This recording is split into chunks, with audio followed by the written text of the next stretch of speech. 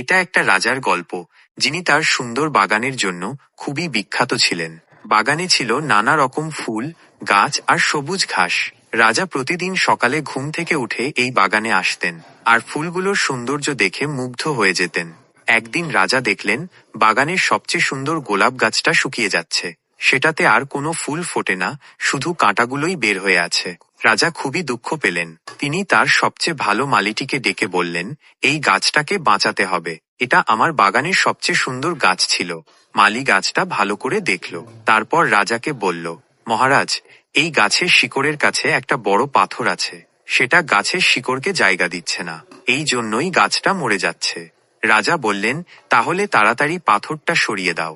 মালিরা এসে পাথরটা সরাল। গাছের শিকড় এবার স্বাভাবিকভাবেই ছড়িয়ে পড়তে লাগলো, আর কিছুদিনের মধ্যেই দেখা গেল গাছে নতুন করে কোপাল বের হচ্ছে। আবার ফুল ফোটার সময়